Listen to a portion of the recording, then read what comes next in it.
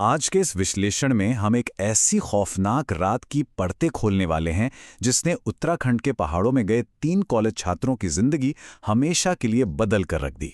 ये कोई आम चर्चा नहीं है, बल्कि तथ्यों और बयानों पर आधारित एक ऐसा डीप डाइव है जो रोंगटे खड़े कर देगा। हम सीधे उन दृश्यों और डेटा के जरिए समझेंगे कि आखिर उस रात वहां हुआ क्या था। तो चलिए, बिना किसी देरी के इस रहस्य की गहराई में उतरते हैं।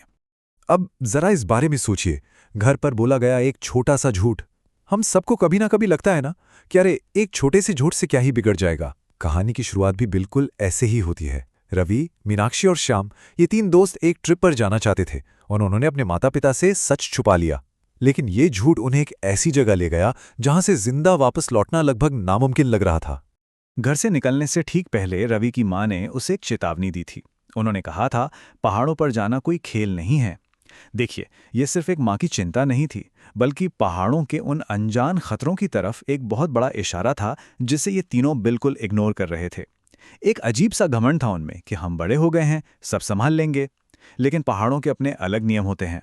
और सच कहूं तो रवि की मां की ये बात आगे चलकर एक बेहद डरावनी भविष्यवाणी साबित हुई। तो उनका मास्टर प्लान कुछ ऐसा था। सबने अपने अपने घरों में झूठ बोला कि वो एक ऑफिशियल कॉलेज ट्रिप पर जा रहे हैं प्रोफेसर्स के साथ। लेकिन असलियत में वे खुद अपनी मर्जी से उत्तराखंड के एक बहुत ही दूर दराज और एकदम सुनसान गांव कंडोली की तरफ निकल पड़े थे। इंटरनेट पर देखकर एक कॉटेज बुक कर लिया जो पहाड़ों के बिल्कुल बीचों बीच था। उन्हें लगा कि ये एक बहुत ही शानदार, एकदम आज़ाद एडवेंचर होने वाला है। पर हकीकत में उन्होंने खुद को बाकी दुनिया से पूरी तरह काट लिया था। 6 घंटे, ये सिर्फ कोई रैंडम नंबर नहीं है। ये वो 6 घंटे का थका देने वाला बस का सफर था जिसने उन्हें शारीरिक और मानसिक दोनों तरह से तोड़ना शुरू कर दिया था। और सबसे बड़ी मुसीबत तो तब आई जब बस वाले ने उन्हें कंडोली गांव पहुंचने से काफी पहले ही एक बिल्कुल सुनसान जगह पर उतार दिया। शाम ढल रही थी, आसमान में अंधेरा छा रहा था और मीलों मीलों तक कोई इंसान या घर दूर दूर तक नजर नहीं आ रहा था। और यहीं से हालात तेजी से आउट ऑफ कंट्रोल होने लगे। बस से उतरने के बाद उन्हें कॉटेज तक पहुंचने के लिए एक पतले से जंगली रास्ते से होकर जाना पड़ा। पूरे 1 घंटे तक वे उस घने अनजान जंगल में पैदल चलते रहे। उनका वो सारा एडवेंचर वाला जोश अब डर और एकदम अकेलेपन में बदल चुका था। फोन निकाला तो नेटवर्क बिल्कुल गायब, और तभी आसमान में तेज बादल गरजने लगे। मतलब अब वे पूरी तरह से दुनिया से कट चुके थे और उस अंधेरे जंगल के रहमो करम पर थे। और फिर जंगल में बुरी तरह भटकने के बाद वे आखिरकार कॉटेज पहुंचते हैं। यहां इंटरनेट की दुनिया और असल जिंदगी का फर्क साफ दिख रहा था। फोन की तस्वीरों में जो जगह एकदम नई और शानदार लग रही थी, असल में वो एक बहुत ही जर्जर, पुरानी और भूतिया सी दिखने वाली इमारत थी, एकदम घने जंगल के बीच एक डरावने साए की तरह। लेकिन खैर, बारिश शुरू होने वाली थी, तो जंगल में बाहर खड़े रहने से बेहतर उन्हें उस डरावनी इमारत के अंदर जाना ही ठीक लगा। वो बाहर खड़े होकर बात ही कर रहे थे कि अचानक अंधेरे में से एक बूढ़ी औरत दबी हुई आवाज में उन्हें अंदर बुलाती है। ये कोई नॉर्मल वेलकम नहीं था। रात का समय था, लेकिन वो औरत एक ट्रे में नाश्ता लेकर आ जाती है।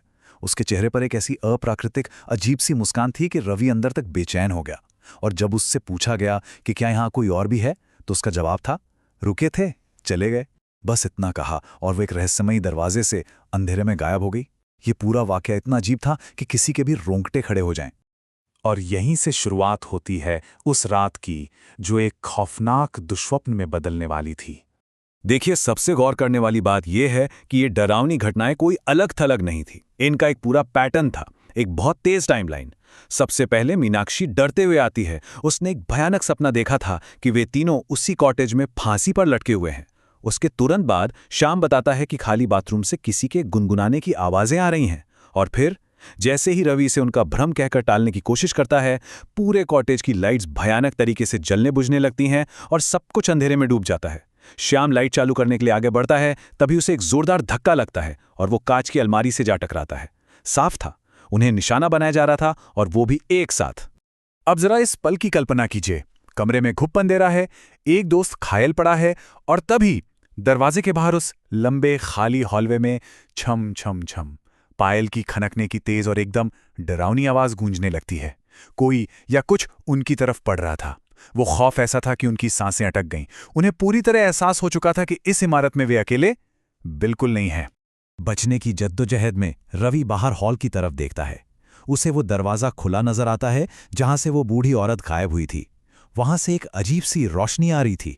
हिम्मत जुटाकर रवि ने जब उस कमरे में झांका तो जो नज़ारा सामने था उसने उसके होश उड़ा दिए। कमरा खाली था, लेकिन फर्श पर मोमबत्तियां जल रही थीं। जमीन पर अजीबोगरीब गोल निशान बने हुए थे। ये साफ तौर पर किसी काले जादू या तंत्र मंत्र की जगह थी। मतलब वहां कोई इंसान नहीं रह रहा था, बल्कि कुछ बेहद खौफनाक अनुष्ठान हो रहे थे। उस कमरे को देखते ही रवि समझ गया कि अब एक सेकंड भी रुके तो जान से हाथ धो बैठेंगे। उन्होंने अपना सारा सामान, बैग, कपड़े सब कुछ वहीं छोड़ दिया। बस उस इमारत से बाहर भागे और घने अंधेरे जंगल में पागलों की तरह दौड़ने लगे। नहीं पता था कि किस दिशा में जा रहे हैं। दिमाग में बस एक ही चीज चल रही थी, किसी भी तरह शापित जगह से दूर भागना है। एक लंबी खौफनाक दौड़ के बाद आखिरकार उन्हें कुछ दूरी पर गांव की रोशनियां नजर आईं और वहां पहुंचकर स्थानीय लोगों ने उनकी मदद की। पूरी रात खौफ में कांपते हुए बिताने के बाद जब अगली सुबह सूरज निकला और उन्होंने गांव वालों को अपनी आप बीती सुनाई, तो गांव वालों का जो जवाब था वो उस पूरी रात के एक्सपीरियंस से भी कहीं ज्यादा डरावना था। एक ऐसा सच जिसने सचमुच उनकी रगों में खून जमा दिया। और वो रोंगटे खड़े कर देने वाला सच ये था कि उन्होंने इंटरनेट पर जो कॉटेज बुक किया था उसका नाम साया कॉटेज था, माया नहीं। साया कॉटेज गांव के एकदम बीचों बीच एक सुरक्षित जगह पर था। अंधेरे और बारिश की वजह से जंगल में उस बोर्ड को देखकर उन्होंने गलती से साया को माया पढ़ लिया और उस सुनसान डरावनी इमारत के अंदर चले गए। और गांव वालों के ये शब्द सीधे उनके दिमाग को सुन्न कर रहे थे। यहां माया नाम का कोई कॉटेज है ही नहीं। जरा सोच कर देखिए उस साइकोलॉजिकल झटके को। जिस इमारत में उन्होंने वो पूरी रात गुजारी, जिस केयरटेकर से उन्होंने बात की, जो नाश्ता उन्होंने अपनी आंखों से देखा, गांव वालों के मुताबिक उस पूरे जंगल में ऐसी कोई इमारत मौजूद ही नहीं थी। वो सब क्या था? एक धोखा, एक इल्यूजन। और इसी के साथ हम उस सबसे बड़े और खौफनाक सवाल पर आ जाते हैं जो किसी को भी सोचने पर मजबूर कर दे। अगर वहां ईंट और पत्थर की कोई इमारत थी ही नहीं, तो वो दरवाजा किसने खोला? वो तंत्र मंत्र वाला कमरा किसका था? और वो पायल की आवाज, वो आवाज किसकी थी? क्या वो सच में सिर्फ एक इल्यूजन था या जंगल की कोई बेहद प्राचीन खौफनाक शक्ति उनका इंतजार कर रही थी? इस सवाल का जवाब शायद हमेशा के लिए उसी अंधेरे जंगल में दफन रहेगा। आज के इस विश्लेषण में इतना ही। इस पर सोचने के लिए वाकई बहुत कुछ है। जुड़े रहने के लिए धन्यवाद।